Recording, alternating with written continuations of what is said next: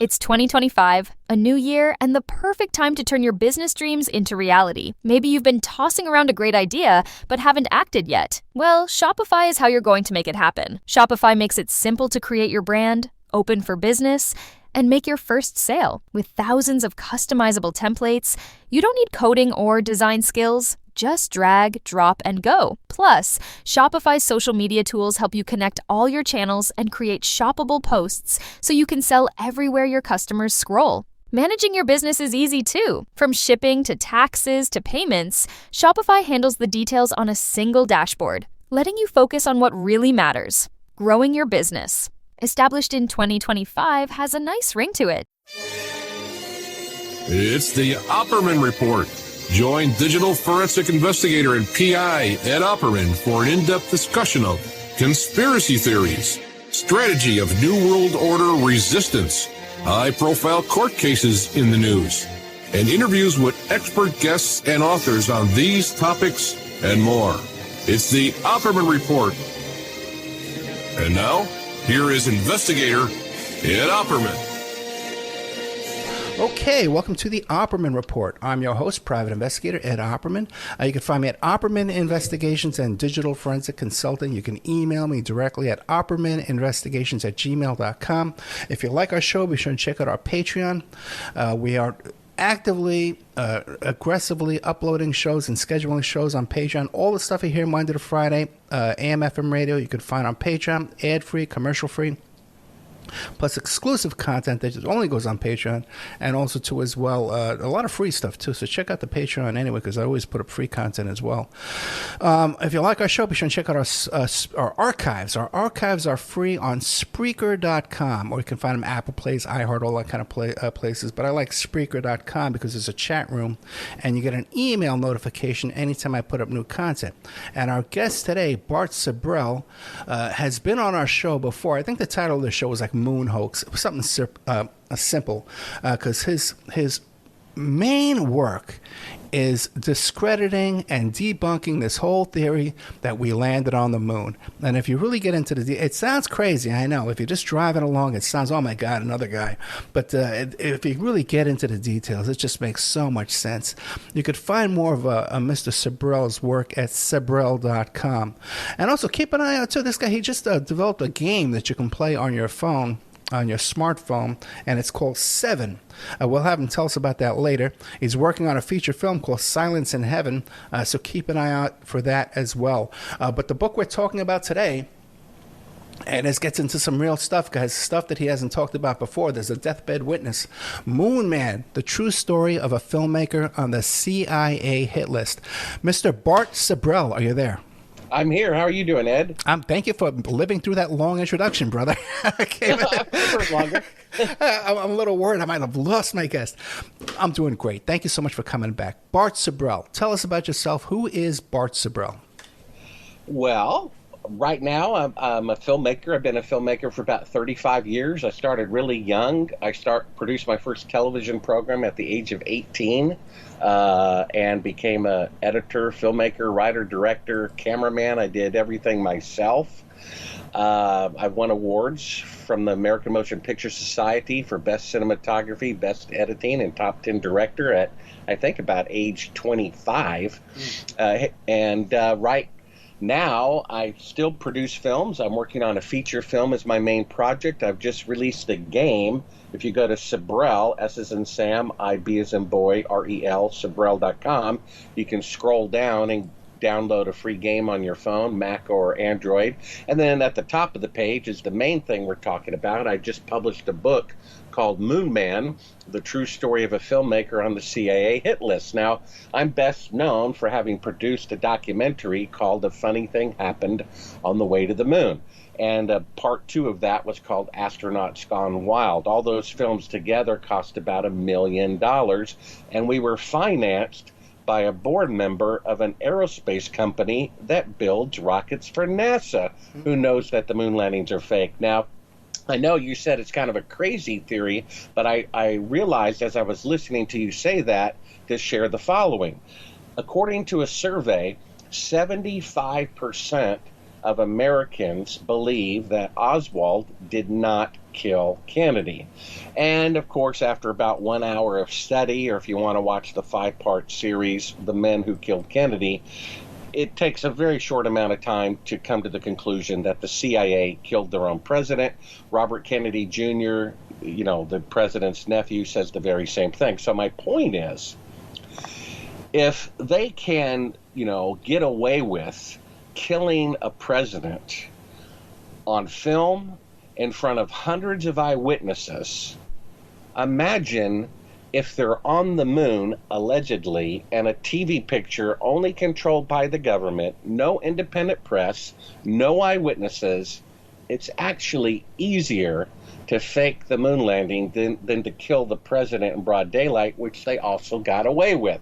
So what you think is this preposterous notion is actually very simple. And you can prove that the moon landings are fake simply through reason. Here's why.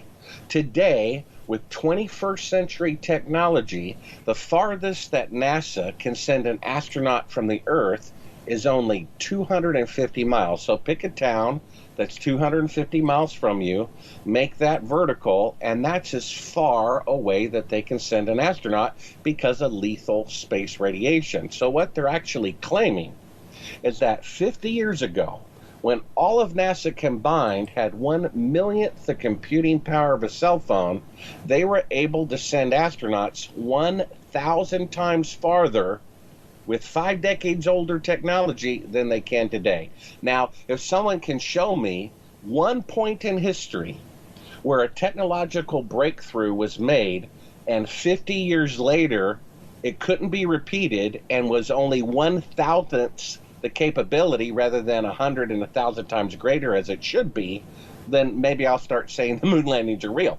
I mean, all you have to do is realize that when Lindbergh flew across the Atlantic in 1927, 10 years later, there were thousands of aircraft flying across the Atlantic that were technically 100 times more complicated.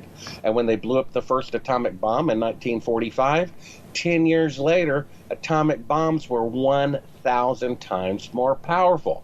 So if they could go to the moon on the first attempt with 1/1,000,000th the computing power of a cell phone, we would have been on Mars 10 years later, and we'd be in another solar system by now, and there'd be bases all over the moon. It's the only time in history that technology has gone backwards, and it's impossible for technology to go backwards, which simply means they didn't go. And if you go to Sibrel.com, you can go to the top left button. It says Moon Man, which is the name of the book, video links. Not only is this a really short book that's available in print, Kindle, and audio, read by me, you can see interactive video links. Like there's a chapter, I say, stop, now watch this film, so you know what I'm talking about. We have, 15 videos backing up everything that I say, including a NASA employee admitting that the technology for an astronaut to leave Earth orbit has yet to be invented.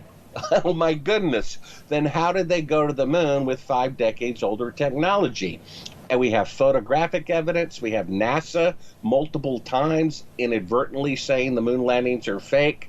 And then we have recently discovered an eyewitness who was there, and you'll have to get the book to find out where, but he was a military police officer, chief of security at a particular military base in the United States. He stood beside President Johnson while they filmed Apollo 11 June 1st, 2nd, and 3rd of 1968. And on his deathbed, he felt so guilty. He confessed this.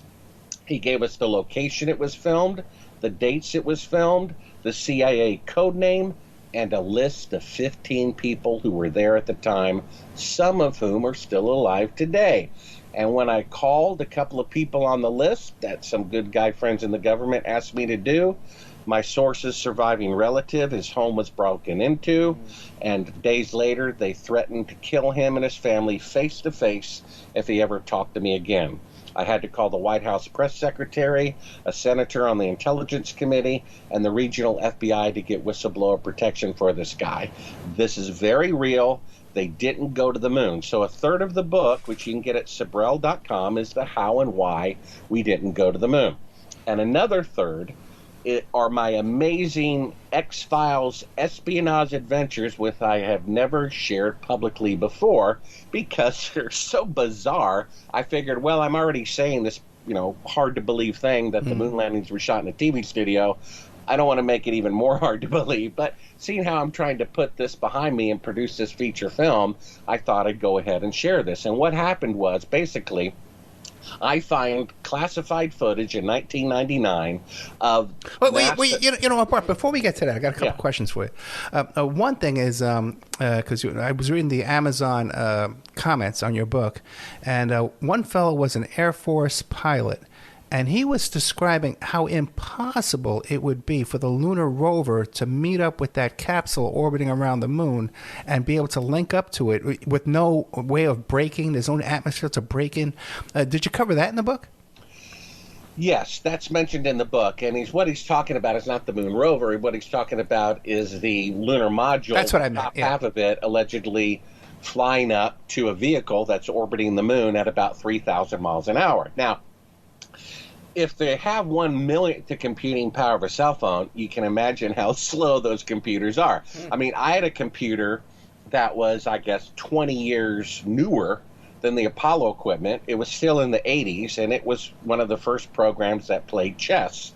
And after about the third move, it would take the computer 45 minutes to figure out the next move. So if they have, 1/1,000,000th the computing power of a cell phone, which is even slower than 45 minutes to figure out a good chess move, how can that rocket go from 0 miles per hour and synchronize with something going 3,000 miles per hour? Because if they're off by more than 1/10 of a second, they will miss it, not have the fuel to go back, and they will die. And look at it this way. Elon Musk, remember he's trying to land a rocket vertically? It blew up 5 times in a row before he did it successfully.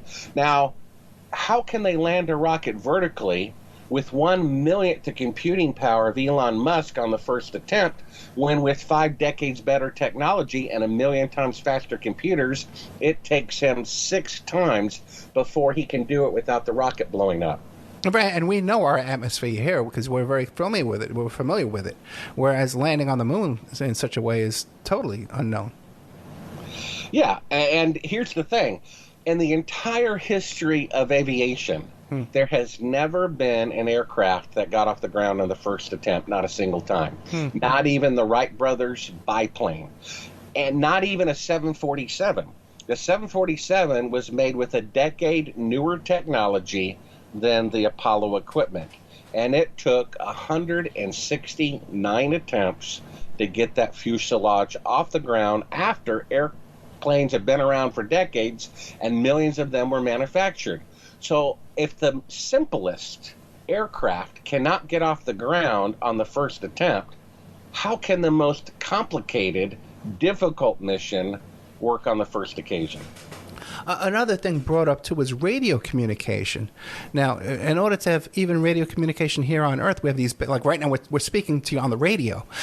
So you have an antenna in your car, but then the station has a big, giant antenna. It's like 50, 60 feet high and up in the air. So they didn't have that on the moon. How were they able to communicate with radio communications back and forth? Yeah, that would be very difficult. And, in this classified footage that I uncovered that I found in 1999, we have the crew of Apollo 11 and faking being halfway to the moon. They're basically constructing a 1-foot model of the Earth in the spacecraft, and they turn out all the lights and they backlight it with Earth shine out the window, and it looks like the Earth floating in space. It's actually very clever. But we have the unedited version, not only talking about how they're faking it, we have literally them setting up and unsetting up the 1-foot model, and then we have a third track of private audio of the CIA audibly telling them how to fake it. My greatest critic admits that this is fake footage of them being halfway to the moon.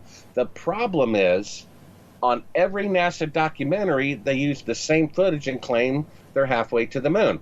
And then, if my greatest critic admits it's fake footage, his excuse, the only one he can come up with, is, well, they were just rehearsing. Well, I'm like, okay, if each second cost $1 million, and if each ounce of weight cost $1 million. Why would they bring all this extra equipment and a 1-foot model of the Earth to pretend to be halfway to the moon when the real Earth was out the window from a great distance? If they were rehearsing, they would just rehearse with the real Earth out the window. They wouldn't have to fake it.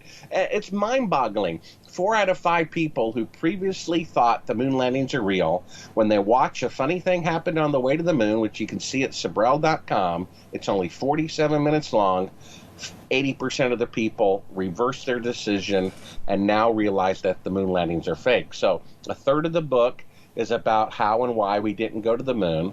Another third are my weird espionage adventures when I tried to get that classified tape to CNN, and I literally on CNN property, I was abducted and drugged with truth serum, interrogated. I escaped. When I came back to my hometown, I peed in a cup, gave it to a friend to put in his name in a lab to prove that I was drugged by this exotic truth serum, medicine that only the CIA would have. And lo and behold, my friend calls me back in a few days and says, well, there was a problem at the lab. And I'm like, oh, what problem was that? And he said, well, they had a break-in over the weekend. And I said, yeah. And he said, well, strange thing, the only thing stolen was your urine sample. So, and then the final third of the book is, look, I've proven conclusively that the moon landings are fake. What does this mean? It means the leaders of our country are gangsters, liars, and murderers, and they're at large.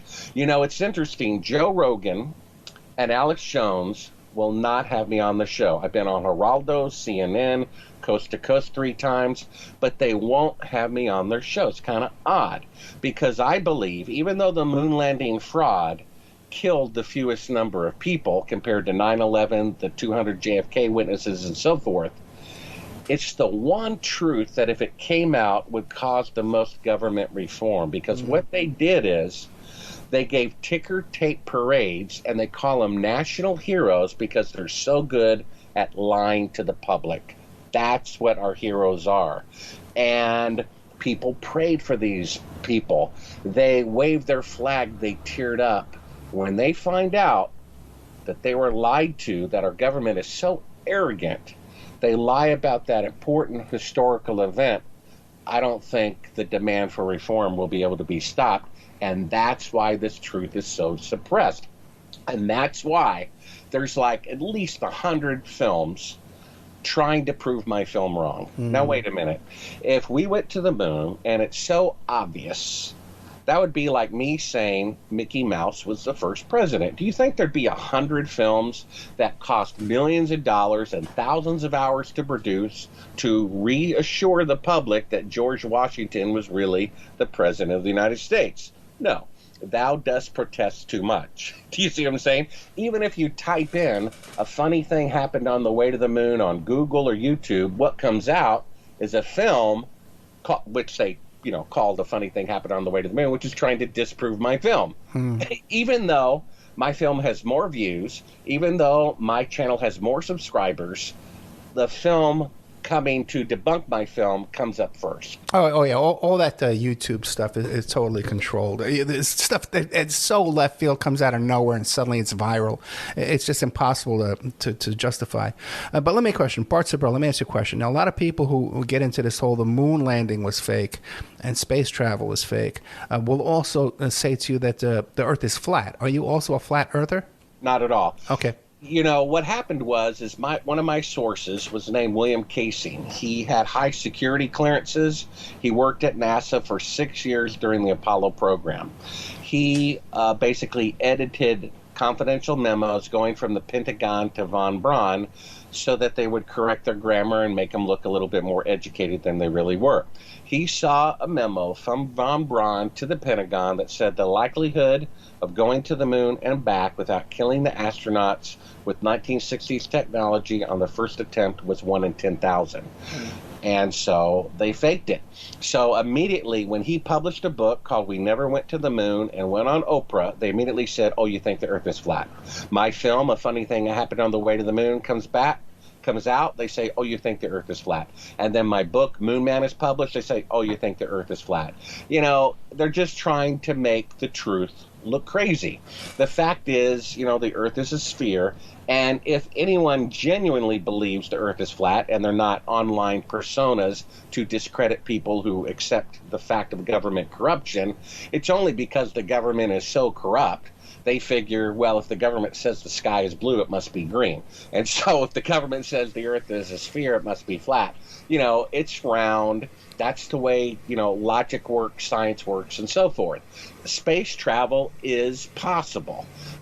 Probes can go through the radiation and survive, just like you can X-ray a toaster 1,000 times and it'll still make toast. But if you X-ray a human 1,000 times, you're going to have trouble.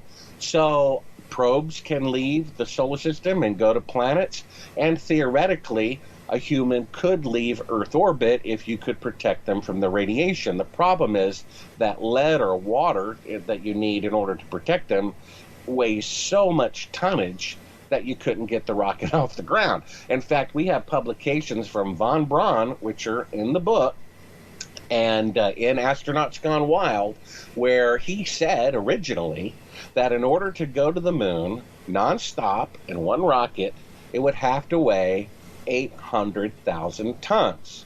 Now, the Saturn V weighed only 2,500 tons. That's a difference of just 30,000%. He said these numbers are mathematically irrefutable. Days after Kennedy misspoke and said we're going to go to the moon by the end of the decade, suddenly the math changed by 30,000%. And then he said, once you land on the moon, because micrometeorites, particles of sand, are flying at 25,000 miles an hour and hitting the moon, and the Earth nonstop, all of them burn up because of our atmosphere friction, but on the moon there is no atmosphere. So you're going to have particles of sand going at 25,000 miles per hour all around you. He said there would be a 50% chance every 24 hours for catastrophic failure, for explosive decompression from one of these high-velocity particles of sand hitting the spacecraft or spacesuit and so forth. He said you'd have to immediately go into a cave or immediately go into a lead shelter, which they never had. Okay. We're going to have to take a commercial break in a little while, in about 5 minutes. So I got a quick question for you before we get, and then when we come back, I really want to cover, I don't know what you want to do first, the deathbed witness or how you were kidnapped, okay? We can do it in either order you like. But now, what do you think about the space station? Are those videos faked as well? Well, I think there is a space station up there, and I think there's probably one or two other space stations. It's kind of odd that they launch something and it reaches 17,000 miles an hour and it takes 3 days to go 250 miles. Isn't that interesting? When the Soviets launched a rocket and docked with the space station, in less than a day to achieve orbit, and they did it in like 12 hours or something, they were like, well, how come it takes the U.S. 3 days and it takes the Soviet Union 1/6 the amount of time? You know what they said? Oh, the Soviets, they have better math than we do. No.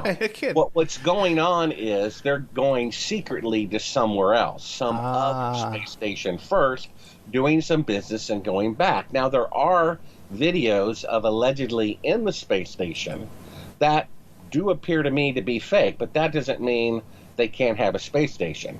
For whatever reason, they're faking that particular part of it. I mean, they already faked full body pictures of people allegedly standing on the moon, and it was in a television studio at a base here in America, so they are not to be trusted. Okay, one more quick question. I can remember seeing pictures of the cosmonauts coming off their spacecraft and being put in beach chairs. They were brought out, practically carried out, and sat down on beach chairs, and they were waving fans at them like newspapers and stuff like that. Now, how is it the cosmonauts were reacted to gravity in such a way that they were like physically a wreck, exhausted, could barely walk, whereas our astronauts just come toddling off, boom, boom, boom, boom, let's go on a tour, let's go on a parade. How does that work? Yeah, not all the time. No? Okay. For example, John Glenn, when he went up in the space space shuttle, and he's, I think he was in his 80s at the time, and came back. They had to carry him out. The longer you're in zero gravity, the more your muscles deteriorate. That's why they have like exercise bikes and things like that. Right. If they constantly do their exercise bikes properly and they have, the room for such things, maybe they can walk out. In the case of the Soviets, they weren't going to a space station. They were in a tiny spacecraft orbiting the Earth, and they had no way to exercise. So in their particular case, they couldn't really walk until they readapted to gravity. Gotcha, because they're sitting in that chair. They're strapped in, right? They can't move. Yeah. Gotcha. It is kind of embarrassing. You come back from outer space and you can't walk, But what can you do? Wait, and it was just so, that they put them in beach chairs. They had folding chairs, and they sat them down in these chairs. I'm saying, what the hell is this? Is this a space program? What's going on here? Wait, $1 billion we're spending on this? Wait, you can't get them a recliner? You can't get them a wheelchair? Anything? We're with the fascinating Bart Sibrel. Great stuff, man. Sibrel.com, Sibrel.com. He's got a game coming out. It's a game on your smartphone called Seven. Check that out. You can find it on Sibrel.com. Working on a feature film about to come out too, called Silence in Heaven. So if you're out there, a producer, you want to invest in a film, get a hold of Bart Sibrel at Sibrel.com. Moon Man, the true story of a filmmaker on the CIA hit list. And that's Bart Sibrel, who was on the CIA hit list. Now, you were telling me off the air about this game. Now, you invented your own game, and it's for a smartphone called Seven. Tell us about it. Yeah, actually, it's cross-platform on every available platform. I thought all games were, but apparently most games, if you're on an Apple phone, you can't play simultaneously with someone on Android. On our game, you can. Plus, you can play on Steam. Plus, you can play in the next couple of weeks on Mac and Windows Desktop. Basically, I was reading the book of Revelation about 15 years ago, and of course, it's filled with the number 7, the 7 seals of God, the 7 plagues, the 7 spirits of God. And I like traditional board games, and I played chess and checkers a lot, and chess and checkers are an 8x8 board. So I thought, why not have a board that's 7x7? So I got out an old chess board, and I kind of covered up one row with duct tape horizontally and one vertically to kind of see what a 7x7 board looked like. And lo and behold, it has a center square. So, seeing how it's kind of, a spiritually themed game, I call that center square the throne of God. And you're not allowed to pass through it as one of the rules of the game. And then each player has 7 pieces, and every time you move, you have to move 7 spaces. And so I kind of started that game, had kind of a clogged brain and couldn't quite finish the rules, put it on the back burner. And then about 7 years ago, a fan of my film in Israel contacted me. We started playing chess over Skype, and I said, maybe you can help me finish this game. Together we came up with the rules, the graphics, and for the last 2.5 years, a software company in Ukraine we hired to write the software. And so it's a fascinating game. I noticed that most games out there, they're kind of either like gobble up games like Candy Crush, which is really not a whole lot different than Pac-Man, or they're shoot 'em up war games, which is like Wolfenstein to, whatever the latest one, Call of Duty, or they're these long, 8-hour civilization games. There really aren't any new strategy board games. So it's a little bit more complicated than checkers, a lot less complicated than chess, not as difficult as backgammon. And it uses that, special number. There's 7 notes on the musical scale, 7 days of the week, and 7 seals of God. And everyone knows 7 is special. So the game is called 7. You can go to Sibrel.com, Sibrel.com, scroll to the bottom, click download a couple of times, and you can get it right now on your Android phone or your iPhone or Steam. And God willing, in a couple of weeks, it'll be available on Mac and Windows. And you can play, with anyone on any format at any time. Excellent. And that's called a 7. You can find that at the Sibrel.com, Sibrel.com. Let me ask a question. So explain to us in chronological order. What happens first? You get contacted by this whistleblower who has a video and a recording that he has for you? Well, there's a couple. I believed, like everybody else, the moon landings are real. I mean, Yeah. And I was what I considered to be the biggest fan. I had 15 color pictures of Apollo 11 on my wall for 10 years in a row before I questioned the authenticity of it. I saw Bill Casey, the whistleblower from Rocket 9, who worked on the Apollo program for 6 years. He said they didn't go.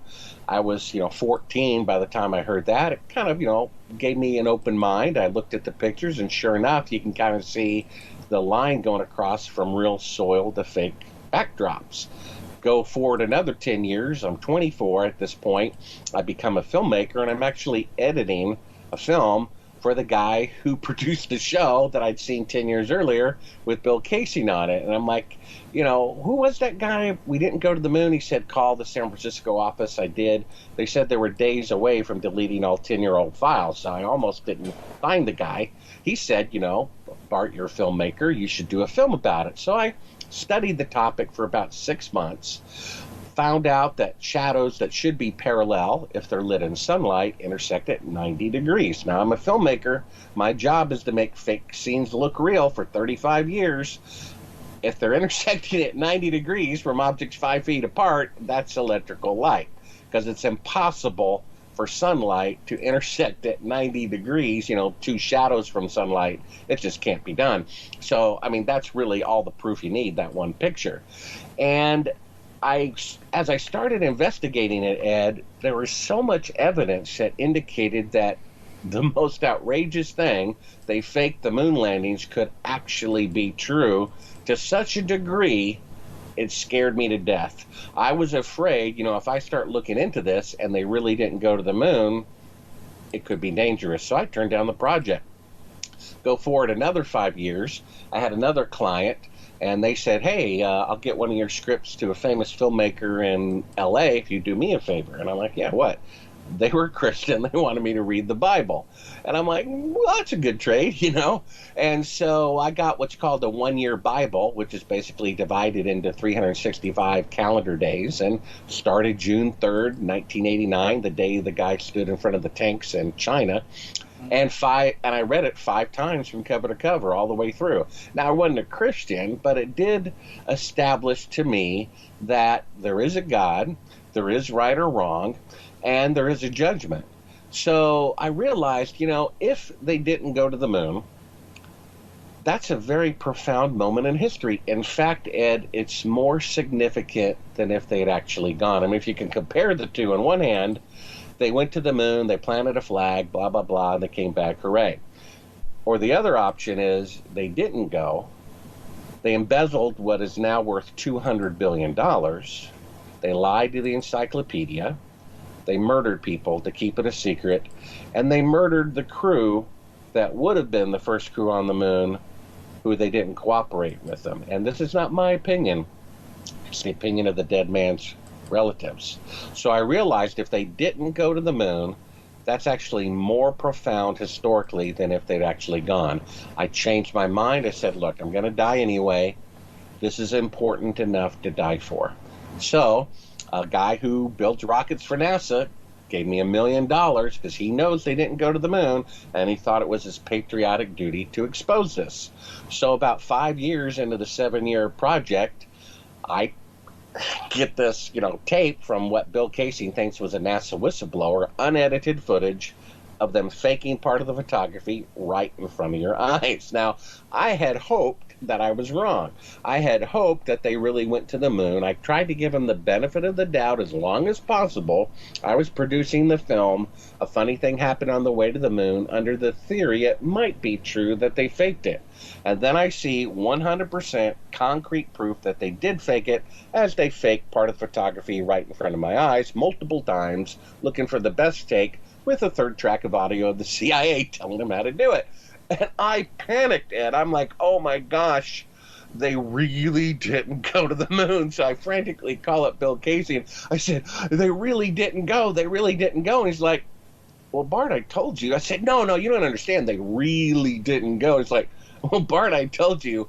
And then a couple of days later, I start being followed from church late at night, the last car in the parking lot. And they're backed into some business that's closed, And they didn't follow any of the other 500 cars leaving church. They waited for me. And I, panic. So I pull over to the side of the road. I'm like, I'm not going anywhere, and then tell this person is in front of me. They literally stop in the middle of the road. This was a Wednesday night service.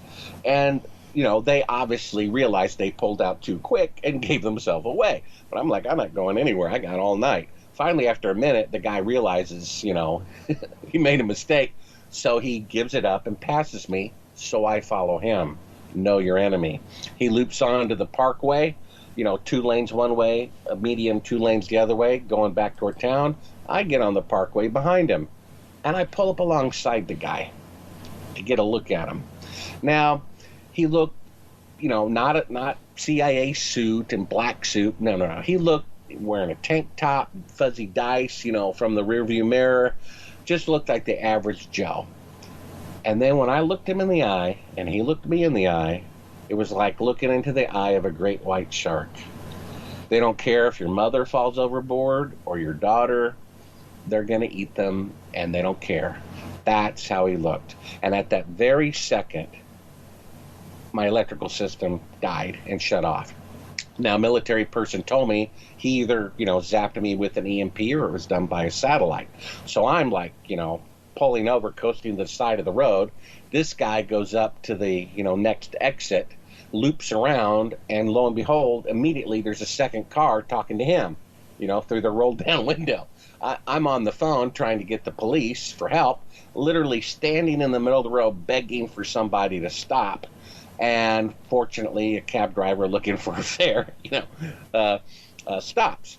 So I'm talking to the police, and I say, I'll tell you where, I want to meet up with you when I'm 1 minute away, figuring they're listening in, which obviously they were, because after I told Bill Casey, I found this tape, the call's interrupted by this screech, so we can't hear one another, right? So I meet up with the police. They say, you need private security. I said, yeah. And, of course, when I made the tape, I immediately made copies, put it in safe houses around the world, including 1 or 2 locally. And so I go to that person's house about midnight, get the tape, and I hire another cab driver to drive me to CNN because I have a friend at CNN. And basically the elders of the church said, look, you've bitten off more than you can chew. Your life is in danger. You better pass this hot potato on. I didn't want to give up, the scoop of the century, but what choice did I have? So when I finally get to CNN, I'm surrounded by police. I think that's kind of interesting. And one of them is a captain. And I'm like, what's going on here? And they said, what you got there in your hand? And I said, well, and I show them, they're really big, what are called Betacam tapes. They're not VHS. They're broadcast quality tapes. It's obvious. I show them my ID. I show them my media credentials. And I tell them exactly what they are. Because if I were the CIA, I would have people on call in every city of 100,000 people or more in America, and they're likely to be police officers because they're in their car, they're in their uniform, they can go wherever they want, and they're probably Mason members or whatever. They're not told why they're stopping me, you know what I mean? And if they're told anything, they probably lied and said, oh, I've got a videotape of the president with a prostitute, it'll be too embarrassing. So I tell them why. I say, look, what's on this tape is unedited, classified footage of them faking part of the photography of the first mission to the moon right in front of your eyes. And the youngest of the 3 just, turns pale white. He realizes what's going on. They won't let me enter the building. So I say, am I free to go? They don't answer. I say, am I free to go? They don't answer. So I left. I send the cab driver on his way because I didn't want to, bring him into problems. And I frantically run around the corner, run behind CNN. I'm trying to figure out where to go next.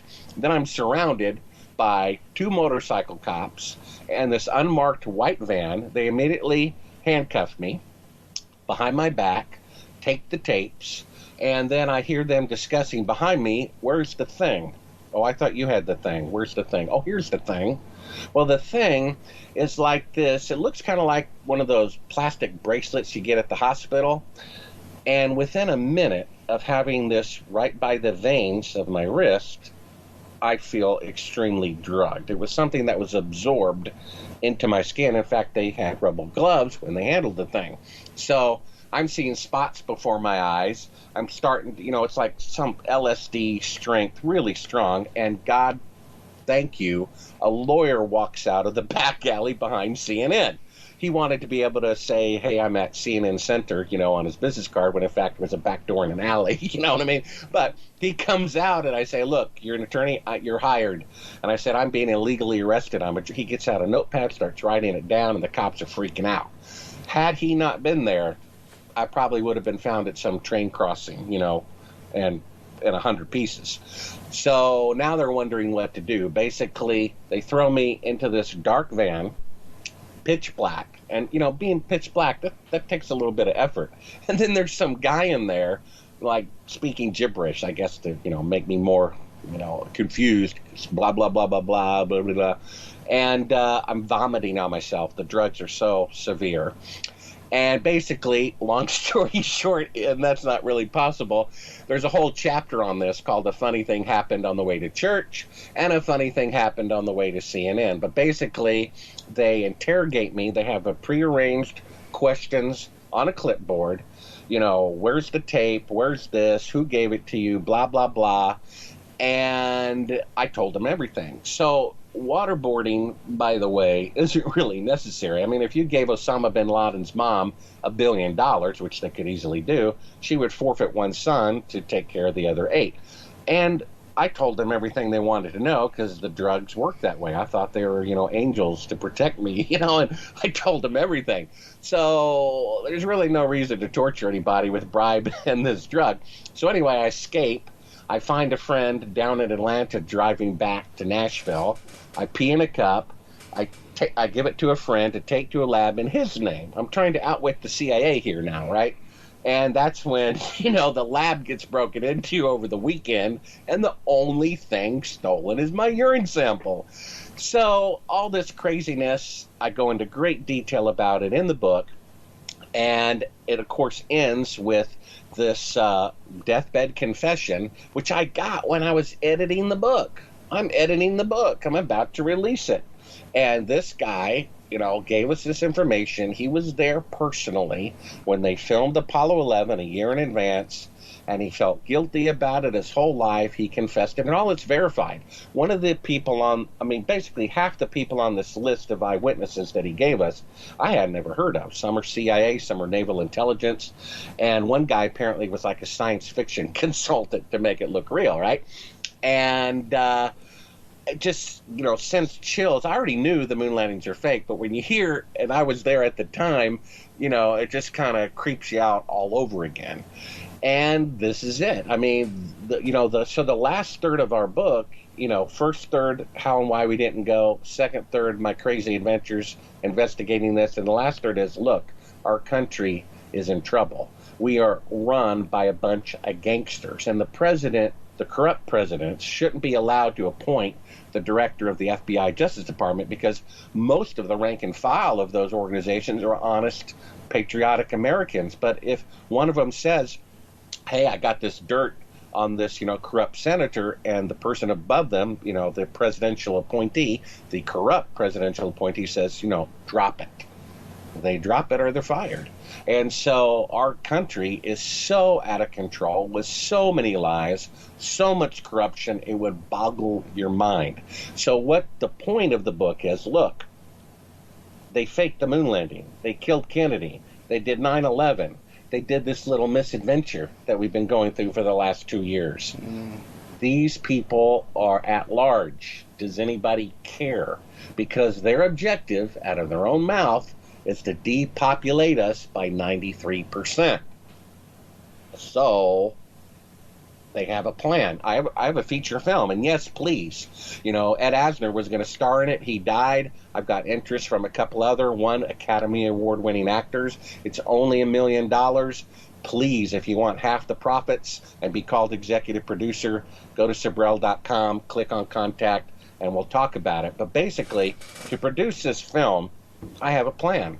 I've got a budget. I got a producer. I've got cast. I've got a shooting schedule. I got locations. So if their goal, and they're billionaires and trillionaires, is to depopulate us by 93%, I don't think they're twiddling their thumbs going, well, wouldn't that be nice if that happened?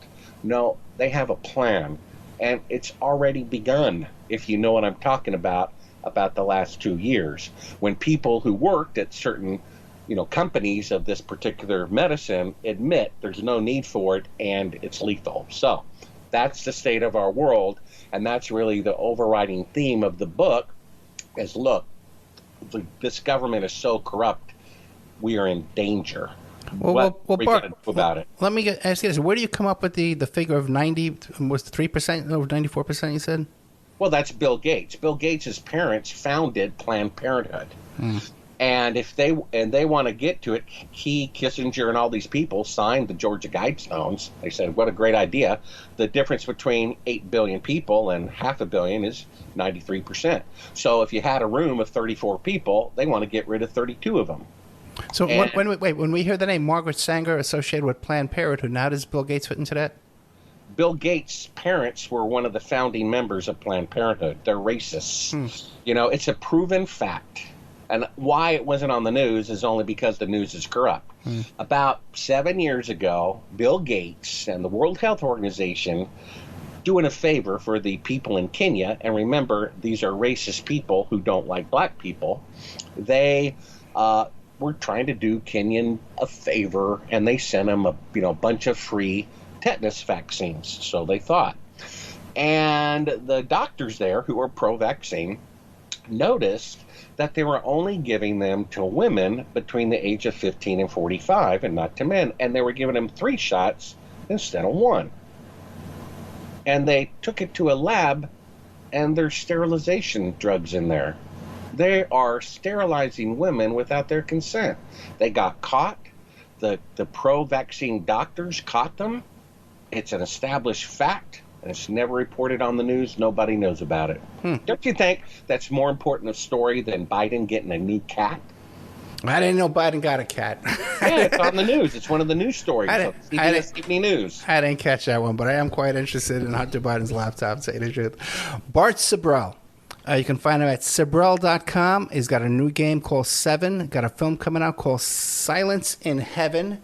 And once again, this book is called Moon Man, the true story of a filmmaker on the CIA hit list. And Bart, what was the name of that video that you have there on YouTube, the film you made?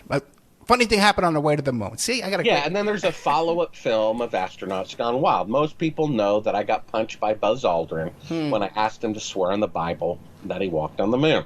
So the executive producer of the film, the one who builds rockets for NASA, he's a pretty clever guy. There was that film Girls Gone Wild, and seeing how one of them punched me, one of them kicked me, one of them threatened to shoot me, and one of them was recorded accidentally in his house with a wireless microphone that was accidentally left on while the rental car outside with his door closed was accidentally recording his private audio.